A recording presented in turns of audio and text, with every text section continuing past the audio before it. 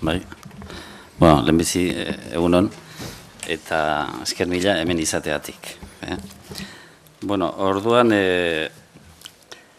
Joseba Gerranduen bezala, orai hilabete batzuk, uda aitzinetik hau hartzeko errantziaten, bueno, nik baietz erran nuen hasiera batean, nire gaia zelako eta Pelillos Baskos, hor daukadalako nire mailan eta anitzaldiz erabiltzen dualako, ez da? Baina, gero hasi nintzen eta ikusi nuen lana izugarria zela, ez da? Ze liburua berez ez da oso handia, baina barnean, badu mamia, ez? Orduan, hiztegi etimologikoa da, eta nola komentatzen da hiztegi etimologiko bat? Neri buratu izan zen, hartu, lehenbiziko zerratik azkenekoraino, eta ikusi Michelenak ematen dituen azalpenak gaur egunean, eta niri ikuspuntutik, eta ni ditudan materialekin eta datuekin, baliagarria diren, balekoak diren gaur egunean, edo nolabait aldaketa zerbait egin behar den, ezta? Eta hori egiten hasi nintzen. Eta, esate dizut, lana luzea izan dutela gorra, eta emaitza seguraski txikia, baina, hori da egin doan. Orduan, nadin, batez ere, Pelillos Baskosen zentratuko naiz, Michelenaren onomastika lanaren neurri batean ukituko dut, titulu agertzen delako, bestea beste, eta, aurkezpena dela eta jakin behar duzu makeroek arazoak izaten ditugula letrekin eta etiledunak potolo agertzen dira, ez da egit. Orduan, hor dituzue Michelenak onomastika lanetan antroponimiaren arloan egin zituen lanak, ez da? Ez ditut aipatuko, orai atera da obras kompletas horren barrenean ale bat, 9. onomastikari eskenia. Bakarrik esango du, gauza txopare bat falta direla eta hori besteik ez, ez? Orduan, hor dituzue,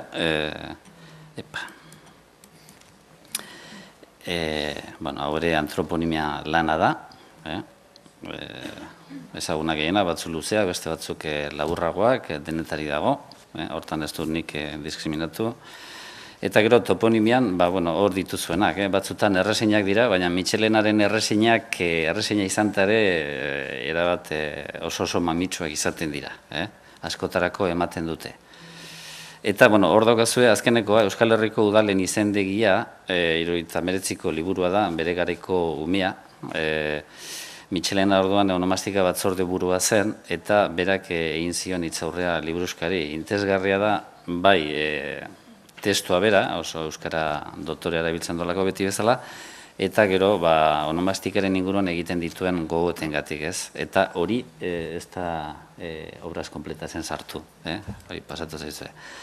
Eta, gero toponimiaren arloan egin zituen beste gauza batzu, hor dituzue, batzuk oso ezagunak dira, gutxienez onomastikaren arloan mugitzen garen ondako. Gero Artzamendiren tesiaren hitzaurrean egin zuen gauza bat, eta gero azkeneko hori, Euskal Herriko Autonomi Elkarteko herrien izenak, hori zerrenda da, 86koa. Eta hori Michelenaren lanaren beste alderdi bat da, lan arautzailea nola baita esan. 86koa zen, bera 87an hil zen, beraz bizi zegona batera zelarik, eta seguru honen egiletakoa izan zela, ez da. Gero beste lan batzutan, dena nahazte ez dut esaten pupurri bat denik eta ez dut hori erran nahi dute onomastikako azpi jakite edo arlo bat baino gehiago ukitzen direla, ez da. Eta horietan ipaditeke Pelillos Baskos, gaur komentatuko dudana.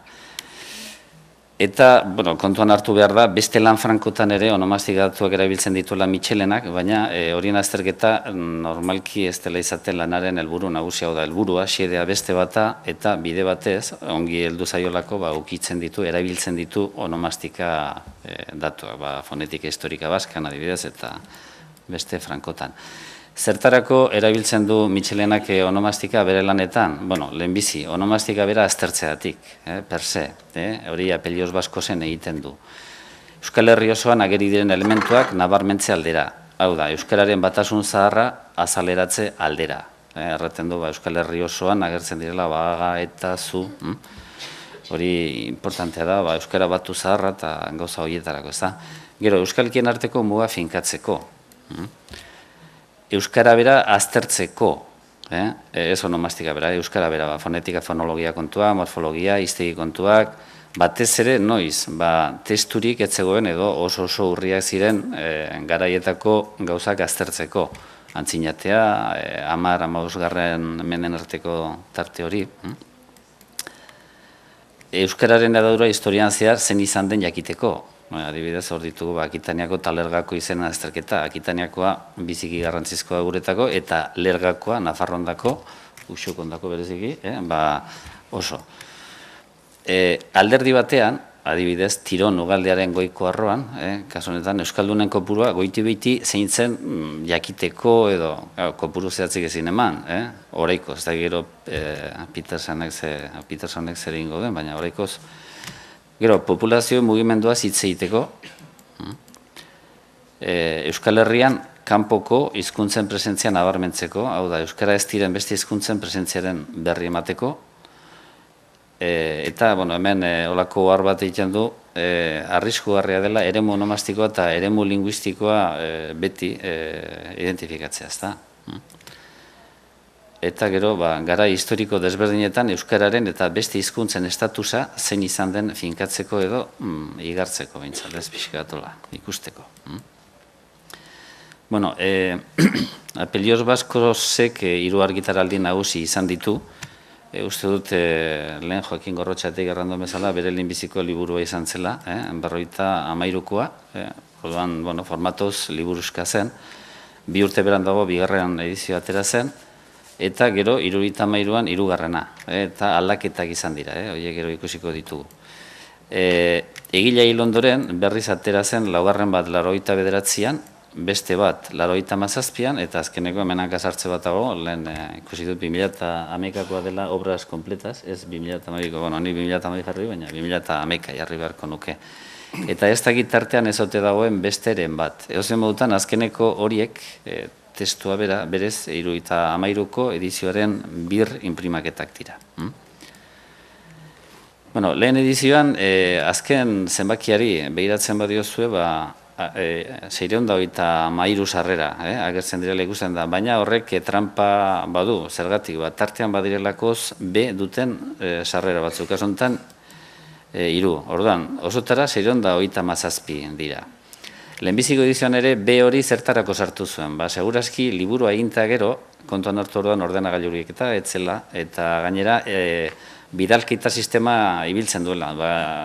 4.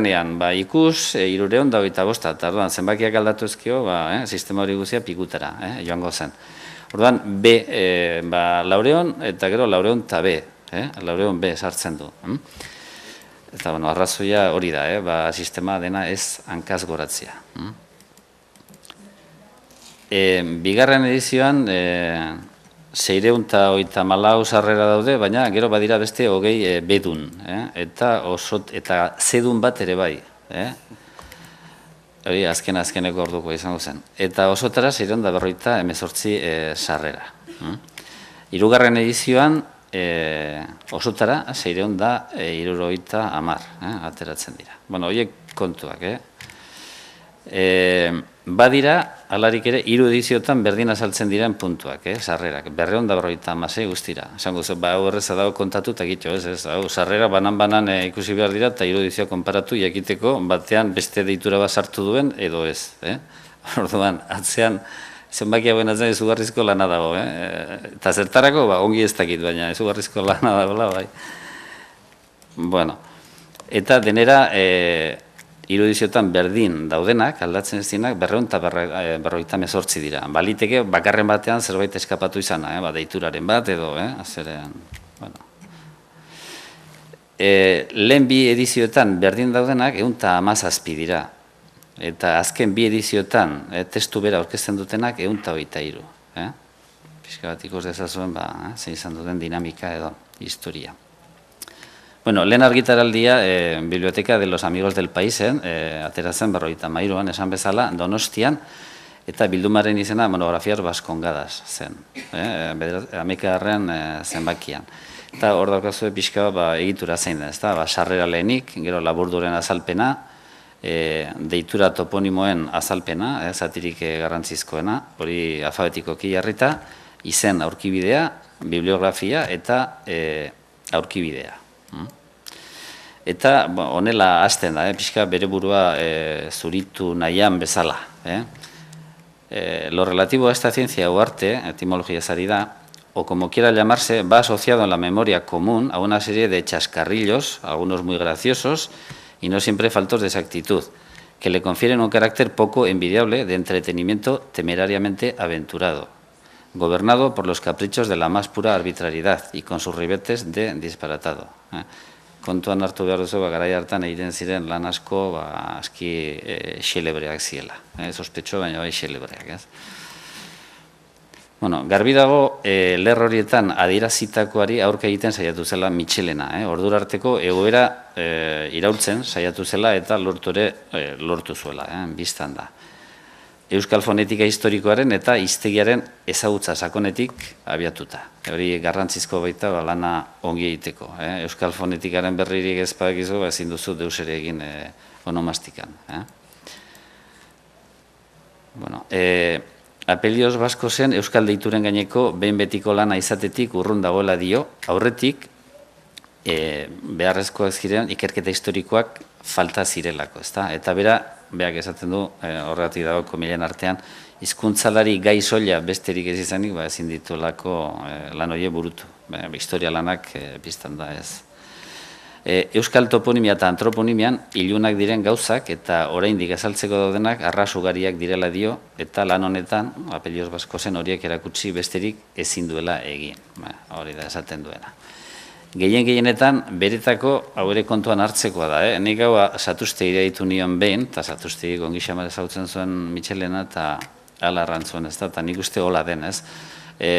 Hiztegian ez zituen sartu ezagutzen zituen guztiak. Hiztegian askotan agertzen da, hau iluna da, zalantzazkoa, bino, franko falta dira, eta zeratik ez zituen sartu, batzuk eskapatuko zitzaizkion, baina beste batzuk alde batera utzi zituen, propio, ez da, berariaz eta naita.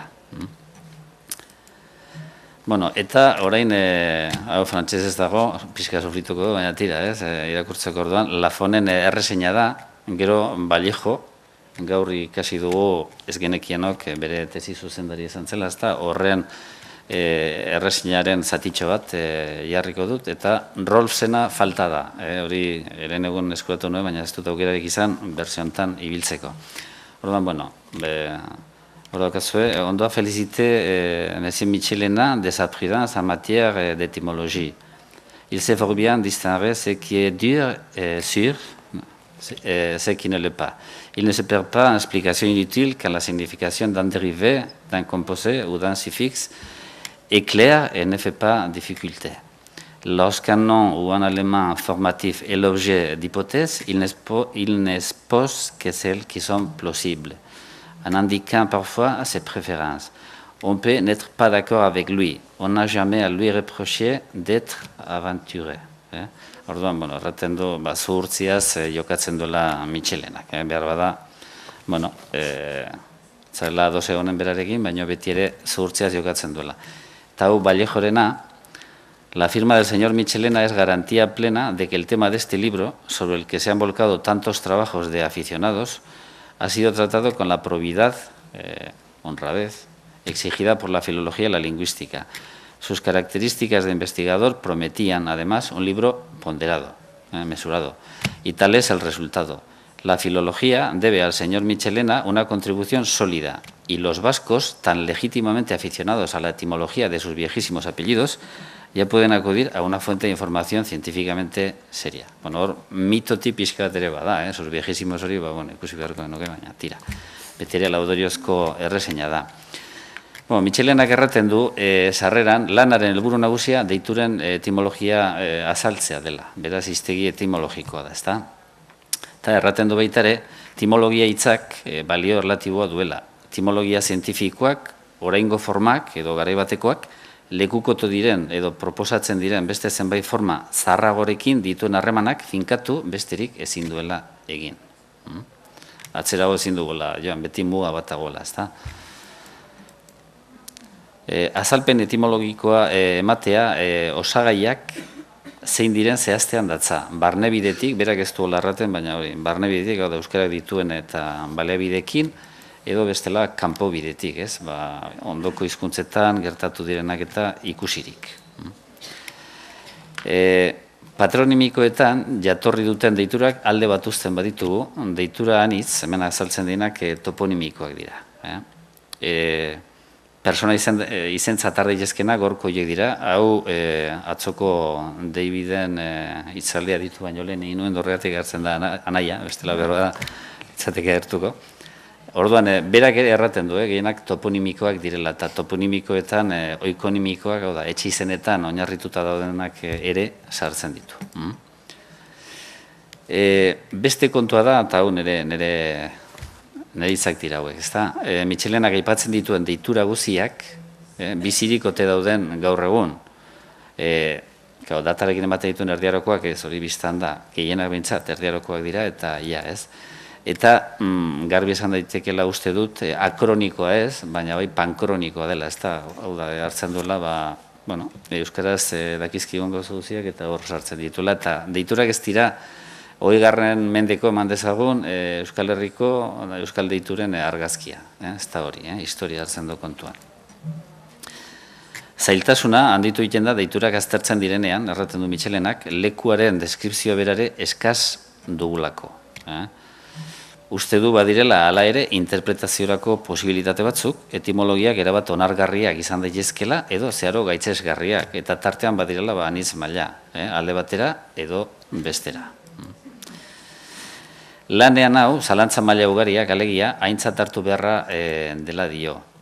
Nola nahi ere, Euskal deituren sistema eta ezaugarri orokorrak argi gelditzen direla uste du, eta honek izen bakartuen interpretazioa errazten duela. Ditugun irizpideak formalak dira, Mitxelenak dionez, onomastikaren arloan, ez da, semantikoak alde batera utzi behar direlako.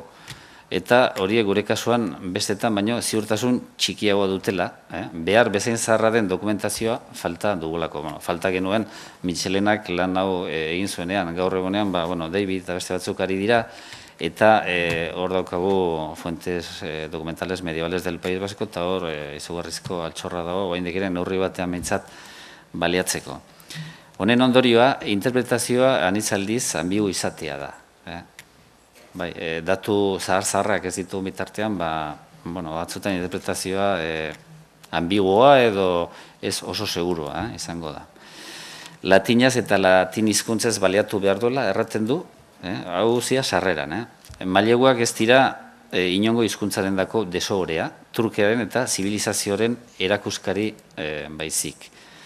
Elementu arrotzak ez dira bakarrik latinaren eta latin hizkuntzen eraginera mugatzen. Lehenago, euskara beste hizkuntza batzukien egon da harremanetan, eta hortatik ere zerbait badaoke.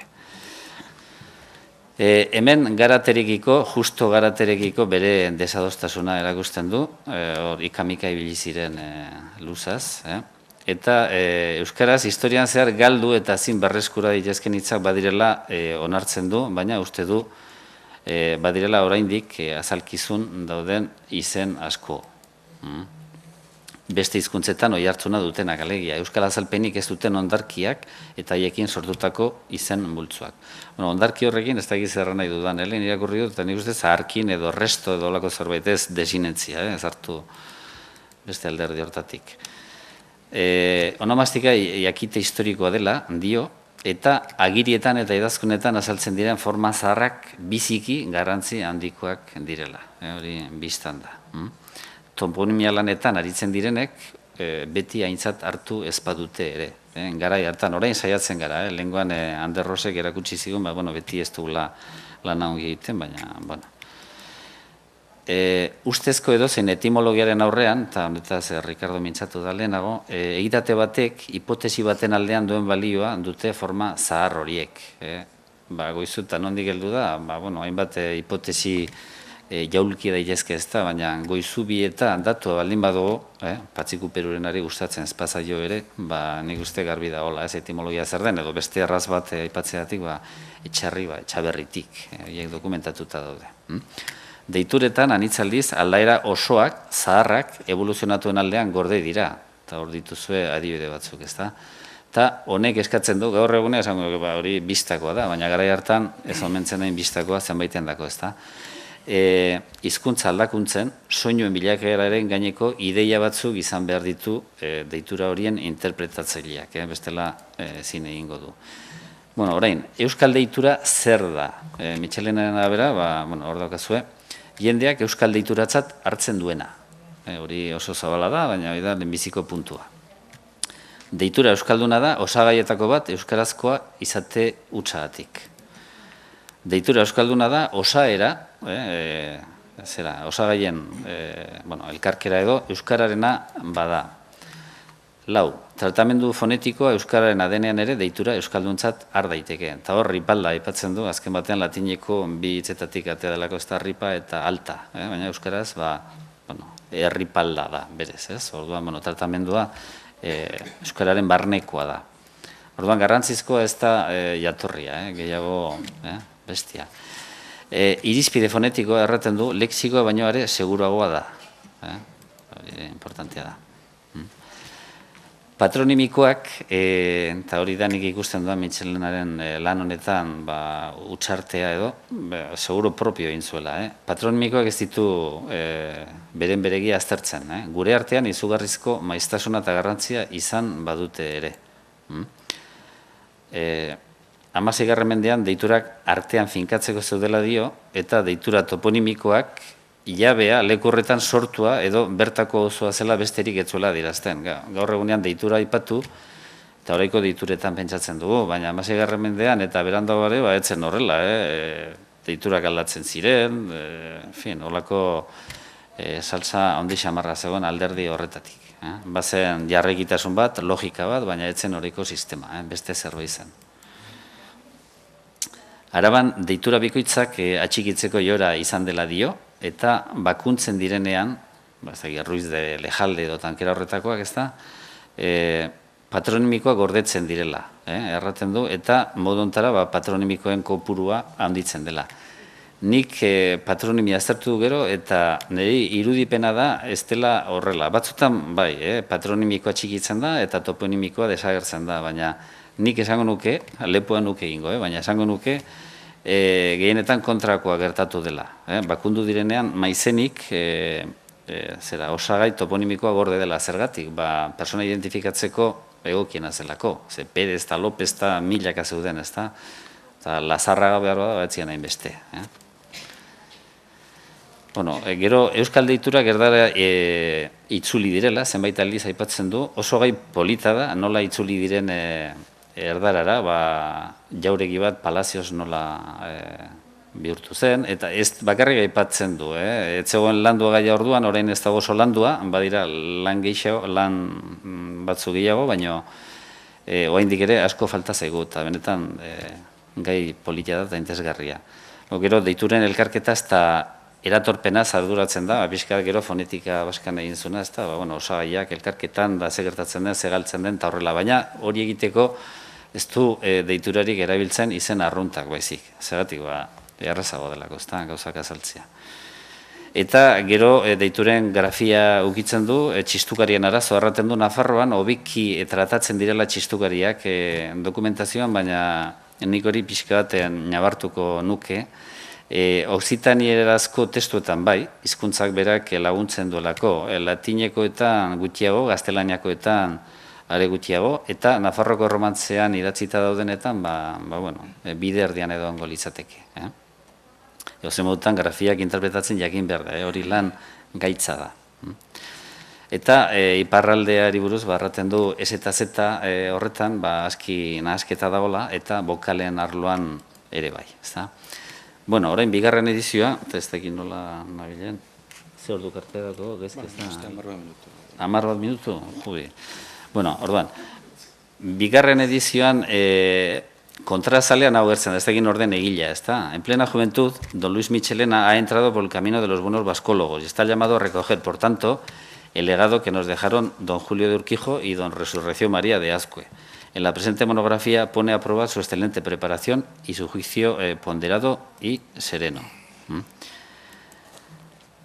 Bueno, hauek Michelenaren hitzak dira, erraten du gabezia orokor bat badela hor, Apelioz Baskoz euskal toponimiaren gaineko osotasuneko lana egin aitzinetik argitaratu zen eta ezin du hutsune hori bete. Gero, izaera hibridoa duela erraten du. Hibrido horrekin ez du zehazten, ez du azaltzen. Nik uste dut, zeharra nahi duela, ez? Deitura badirela, baina gero toponimoak ere badirela. Naiz eta tituloa Apelioz Baskoz izan, ez? Nik uste hortaz ari dela, baina nago seguru ere. Euskal soinuen bilakaeraz dituen ideiak inon ez dituela azaltzen erraten du. Eta hori lehenbiziko edizio zari da. Eta garrantzizko artikuluren bat eskapatu zitzaiola 53an, ez? Eta horra aipatzen doa Piel eta Achille Licher. Eta honetaz, nik uste merezi duela audio. Y quiero aprovechar esta oportunidad para rendir el más sincero tributo de admiración y agradecimiento a un hombre que, no siendo estrictamente un vascólogo, no solo dio pruebas de la mayor sagacidad, sino que además, con seguro sentido crítico, señaló el camino para que el estudio histórico y comparativo de la lengua vasca tuviera la base más segura posible.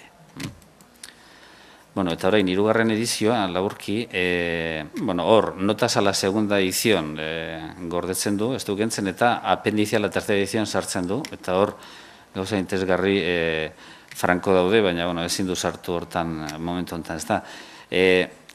Hasiera erraten du, lehen argitaraldia halabeharreko arrazoiengatik azaldu zela, eta bigarrenaz presaka prestatu zuela, ez da. Eta orduan, bakarrik fallorik handienak zuzendu zituela, eta liberean horiek zuzendu bidena hor, beste berri batzuk egin zituela, hori normala izaten da, ez da. Por cierto, bada liburuan patronimiko jarri gara, patronimino, lehenbiziko argitaralditik azkenekora, zuzendu ez dena inork ez du ikusi, dene patronimiko irakurri dugu, baina patronimino da hor. Bueno. Onomastika dela eta erraten du sekulan ez duela onomastikan aritzeko behar den prestakuntza espezializatu izan. Eta hau lanaren kalitatea ikusita, naiz eta Michelenaren lanik hoberena ez izan segurazki, petitio benevolentia horietako batela pentsatu beharko, ez da, lana ona delako. Segidan dio, deituren gaineko ikerketarako euskal toponimiaren tratatu orokorra falta zela eta oraindik falta dela. Eta oraindik ere bai, segurazki. Eta erraten du izen gehienak eta aztertzen zituen beste batzuk bigarren mailako toponimoak direla. Lehen ere aipatzen zuen, toponimiatik antroponimiara ko edo de maiz lekutoren bidez iraganak. Hau da, Petri bastan go. Gero hori Petri de bastan bihurtu zen eta azkena Petri bastan. Eta bastan deitura da gaur egunean. Baina berez, hasiera batean toponimo zen horraz. Gaur toponimore bada, gaur ere bada. Erraten du onomastika kontuak beti interesatu zaizkiola, zeharka bada ere, euskararen historian sakontzeko. Batez ere ikusi duzuen talen epatu dugun tarte horretan. Lehen argitalpenetik euskal fonologiaren historiaz eta historia horreaz izan duen interesa sumatzen dela dio, euskararen sumatzen dela liburuan, Apelioz Baskozen. Euskararen eta itzin euskararen berreraikuntza arazoez grina izan duela eta duela. Eta horren frogatzat liburutxo bat aipatzen du, nik uste lenguaz protolenguaz den, eta gero emeritako artikulu bat, ezagik fetxengatik hori ote den, komparazion y rekonstrukzion, ez baitu izenik ematen, baina uste dut hoi dela, ustez. Izen berezi ez, introdukzio fonetika la onomastika baska idatzi zuela erraten du, tarte horretan, ez da, hau hirugarren edizioan, bigarrena 55 baita, hau ondokoa, zein Apelioz Baskozen azpi produktu modukoa baita, Michelenaren hitzak dira, ez da. Gero, 71 fonetika historika baska doktore tesia etorri zela egitzen du, gaur egun, 73an ari da, berrelaborazio handi bat eskatuko lukeena, eta uste dut ez da, 77an atera zen gero, ez hori. Ez du gehiago zehazten fonetika baskan onomastika zer egin duen edo zer ez zuen egin, baina garbi uzten du bere doktore tesian onomastika kontuek garrantza izan zutela, iduri duenez eta gorago erranduen bezala, euskararen historian sakontzeko. Euskal onomastikan arretarik izan ez duten puntuak aipatzen ditu, persona izenen euskarazko aldaerak bat, eta leku izenen euskarazko aldaerak bi. Eta gero, bibliografia berria sartzen du. Albertos, Corominer, Rolls, Virgil eta Barbero, López de Gereñu, Merino Urrutia, Sasia, Díaz Melko, Mol, Kereseta, López Mendizabal eta beste batzuk. Orduan ikusten da gizonak ongi ezagutzen zola gauza. Ikusten da baita ere, azken urtetako agiri bildumak ezagutzen zituela eta garai hartan, behar bada kasualitatez, Nafarrak ziren gehienak, ezta? Eta horregatik, hirugarren edizioan sartzen dituen datu asko Nafarrak dira. Nafarroko datuak dira, bilduma horietan azaltzen direlako. Bueno, orduan, hori da aurkezpena, eta orai ondorio moduko batzuk ondorioak edo, nire gogoeta dira. Apelioz Baskoz ez da, Michelenak berak dion bezala liburutxoa. Zazpireun sarreratik hurbil ditu, eta hogitzen hainbat deitura toponimo, antroponimo daude. Nolabait, Euskal Onomastika osoa ezpada gehiena bintzat ugitzen du. Naiz, anitzetan, gehienetan segurazki, gaian ez den sakontzen. Normala den bezala bestalde. Liburua divulgaziokoa baita, denengana iristekoa. Eta nabari du, propio indako gauza da. Adibidez, terminologian, lokatibo, nominatibo, oklusiba, silbante, eta holako batzuk erabiltzen ditu, baina ez gehiago. Zergatik, filologoak edo hizkuntzalariak ez zirenek irakurri behar zutelako. B letra, baita C ere kasu batean ikusi duen bezala, lehenago burutara etorri ezitzaizkion deitura sartzeko erabili du. Testuan egiten diren erreferentzia ugariak hankaz goratu gabe. Garbi dago, hala ere, B horiek ez dutela zerikusi bat ere, ABC urrenkera alde batera utzizkero behintzat, aurrekoarekin, gaiaren aldetikan ez. Hots, A, D genitzakenekin. Maiz, ez dago garbi, zer den deitura eta zer toponimo hutsa. Frankotan bestalde, antroponimo edo toponimo hutsak izan direnak sartzen ditu. Bide nabar bezala, batez ere erdiaroko agiri bildumetarik. Beste arazo bata lanak hiru argitalpen nagusi izan dituen ezkero, hau da, garai desberdinetan osatu izan den ezkero, elkarrekin ongi konpontzen ez diren gauzak badaudela. Beak erraten du balio duena azkenekoa dela. Baina hala ere batzutan kontraesanak ez dakit, baina ongi moldatzen ez diren gauza dira, eta orduan irakurleak hori irakurri eta gauza nola den espadakizu, pixka bat nahasgarria izan daiteke. Nafarroko datuek, erdiaroko bildumetakoek, garrantzia handia izan zuten Mitxelenaren lanean, batez ere, hirugarren argitaraldian. Leire, Iratxe, Artaxoa, Jimenoren datuak, Irantzu, Horreaga, horko datuak erabili zituen. Bestetakoak ere badira jakina, baina Nafarrek dute, beharranen nukenik, piso handiena. Lana, haiek honetatik, Nafarrora makurtua eta alderditua da. Bibliografia emateko modua aski nahasgarria da. Zaila da lanak aurkitzea. Batzuetan tituluak laburtua daude eta bar. Hau, azkeneko edizioan auraz kompleta zen ongi konpontzen da. Argi eta garatuak ematen dira referentziak eta bilatze orain erreza da. Mitxelenak ez ditu ezagutzen dituen guziak sartzen. Hau lehen komentatu dizuet. Bakarrik edo ia bakarrik, egin batez bederik, garden edo gardenaire zaizkionak ematen ditu. Duen euskal fonetikaren ezagutza sakonean oinarritzen da beste autoreen proposamenak atzera botatzeko. Adibidez, Estibalizez mintzo delaik, ballizetik atera ote den, baina euskaraz estibariz, da, orduan, L geminatu batetik ezin ere bat atera. Latina eta romantzen bilakaera ezagutzea ongi etorri zaio, biztan da, besteen gainetik buru ateatzeko. Arana, Arindorron Soro, Bea, Korominaz, Del Valle Lerzundi, Leizalde, Garate, Gorostiaga, Gerra, Lixea, Omatxe Barria, Geimon, eta modu batera do bestera euskal onomastika arduratu direnen lanak ongi ezagutzen ditu. Oro bat, ordura arte karrikaratu ziren agiri bildumak eta nola ez euskal hiztegiak eta euskal testuak, ez da, azkorena kasurako. Honek, oinarri sendoa eman zion euskal izenak aztertzeko denboran. Lanean erraten dituenak gaur egunean balekoak dira, hemen jarri dut euneko 85ean, ez dakit, ze eunekotan neurritan diren balekoa, baina gehienak bai, duerik gabe. Hemen optimista xamarra naiz.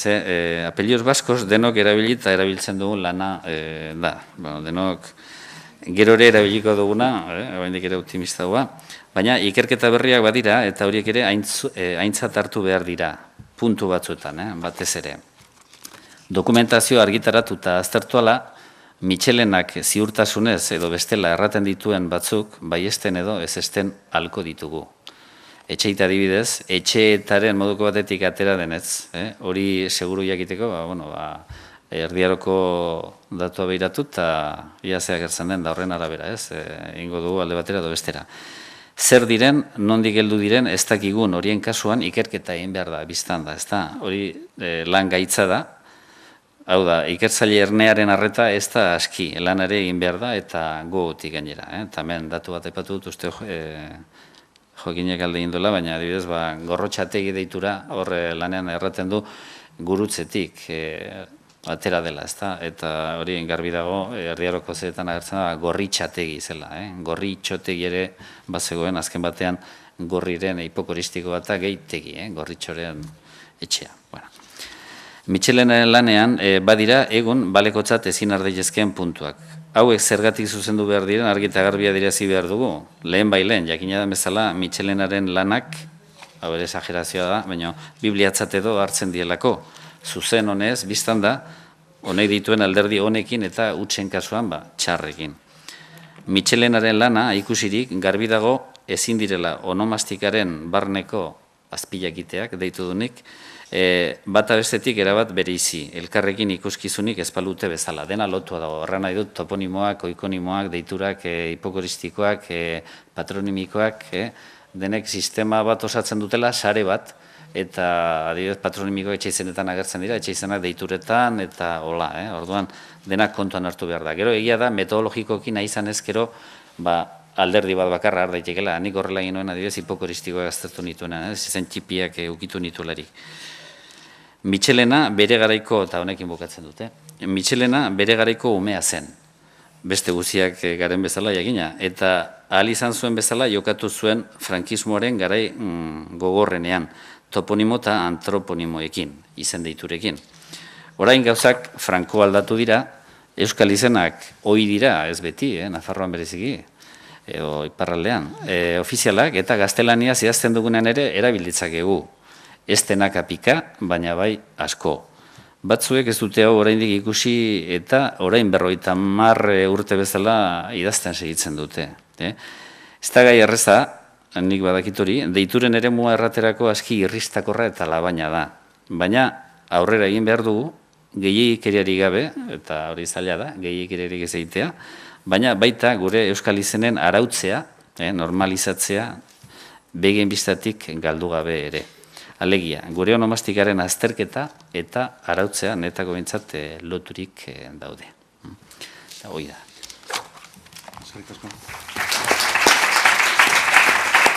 Denpora zondo bideo ez, ondo bideo izela zuztute problema. Bueno, aski ongi gabiltza denboraz, da beraz, zenbait galderatarako hastia izan genezake.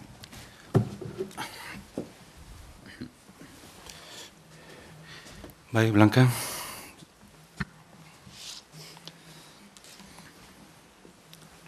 Bueno, zorionak benetan oso interesgarria ditu zait egin duzun deskribapena eta ondorioak ere bai.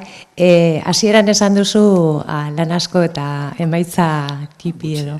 Eta iritu zaigu Ricardo eta biofilologiaren definizio zehatza egin duzula. Eta beraz alde horretatik, bueno, hemen igarri eginda, esan nahi dute emaitza ez da tipia izan, baina polita iritu zaigu. Karo hor, ondo esan duzun bezala, Mitxelenak egiten duen gauzak gaurko begiekin begiratuta, ez da handia behar bada, edo ez da handia, guretzako liburua aspaldikoa da, eta normala itzen zaigu, baina orduan oso handia izan behar izan zen, eta hor beak egiten duen jauzi metodologikoa, nola aztertzen dituen euskal deiturak, edo antroponimoak oroar, oso harrigarria izan behar zen orduko irakurlearen zat, sarreratik beratik hasita, ez da nola planteatzen duen historia. Eta aprobetxatu nahi nuke, zure baimenarekin, propaganda pixka bat egiteko, ez dugula bat ere ezagutzen, Euskal deitura hiztegiak nola garatu diren, Mitxelenaren lan hau baino lehenago, nola garatu diren eta zer nolako edukiak pilatzen joan ziren aspalditik gainea. Lehenbiziko, bueno, euskalari edo euskaltzaleen aipu bakanetatik, han eta hemen egiten ziren etimologietatik, gero agertzen hasten diren etimologia hiztegietara. Eta, bueno, nik behintzat aurkitu dudan lehenbiziko deitura hiztegia, 19. mendearen 2. zatikoa da, bueno, ez dut aurkitu, Bensonen liburuan aurkitu dut, esan nahi dut referentzia bertan dago, eta Mexikon argitaratu zen, eta oso polita da, eramaten gaitu orain ere Ameriketan eta bizi diren Euskaldunen zeren jakin min horretara, ez da? Gurea baino oraindik handiagoa izan dena biztan denez euren deituren jatorria ezagutzeko. Eta zati hori ere egiteko daukagula. Badakit lan handia duzuela antroponimian zabiltzatenok, hain zuzen ere Mitxelenak ez zituen oinarri horiek bilatzen, eta alde horretatik egin duzun lanak daukan balioa, hori ere eskertu nahi nizuke. Bueno, esker mila, Blanka. Egia da asko gelditzen dela egiteko, honetan eta beste arloetan ere bai, ez da? Ni honetan ari naiz, eta egia da, zuk aipatuzuna eta beste amika gauza, ez? Besteak beste Mitxelenak faltan botatzen zuen euskal toponimiaren edo negozio onomastikaren tratatu orokorra, ez dakit hori xuxen nola egiten den, baina holakorik ez dugula garbi dago, baitu gauza solteak eta hor franko tiratzaileen modura ari gara, lehenbizi hau gero bestea, baina behar bada falta zaigu plangintza orokor bat, ez? Bueno, a ver, Ricardo, labur. Oso gauza laburra da, hain zuzen, kontu txiki bat, ez dakit egia den edo hiri leyenda, apellidos baskos izenburua etzela Mitxelenak nahi zuena, nolabait inposatua argitaletxeak edo ez dakit nondik, hori badakizue edo... Nik egia esan ez dut idearik, ez dakit hemen dauden donostiarrek zerbaiten berri jakingo duten, Ibonek eta Lurdesek, ez? Gazte egilak, Bai.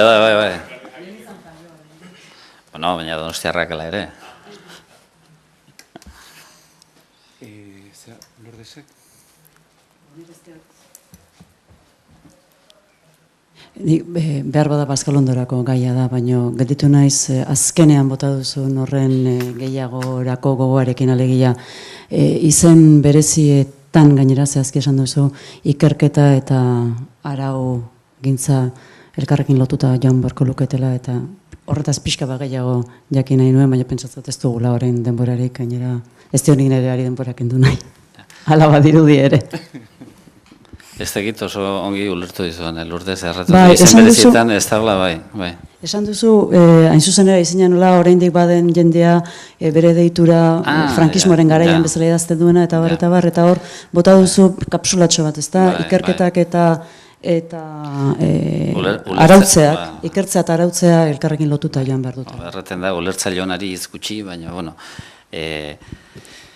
bai, nik ikusten dut, euskaltzen diren lana da hori ez, baina deituren, toponimoen arautzean ari gara, eta eskaerak iristen dira, eskaera handia dago, eta orduan gauzak arautu behar dira, eta erran nahi nuena horrekin zehazen, lehenbizi ikerketa egin behar dela, ikerketa oso garrantzizkoa dela, gero behar diren erabakiak behar bezala hartzeko, ezta? Bestela hor dagoela arrisku hori bat, eta gero bestea, ez dakit, adibidez, hemen iparraldeko bat bada, baina iparraldean adibidez, ohitura handia dago, deiturak ez ukitzeko, sakratua balira bezala. Nik uste hizkuntzan arautzea, bultzatzen ari baldin bagara, zeratik ez onomastikan. Bagit arazoak handia direla, familia tradizioak, erentziak, hor mila gauza daudela. Baina hala ere nik uste aurrera egin behar dugula, kontu handiz, eta hori beti ez da posible zeratik, eskaera badagolako, eta orduan naita ez bultzatzen gaituztelako, ez da. Hori esan nahi nuen, alde batetik ikerketaren behar hori, eta gero bestetik, neurri batean, eta betire kontuz eta ikerketarekin, ausartak edo izan behar duela, eta onomastikare arautu behar dela, eta ez bakarrik toki izenak, deiturak eta hor daude. Arazoak asko dira beztakinik. Asko bibliotekan autoren izena nola eman behar diren, edo ez dakit, olako kontuak, ez? Badakit gai irristakorra dela eta hori guzia, hori badakit. Baina, hori da nire iritzia, behar da ez da zune izango, baina. Bueno, eskerrik asko, ere.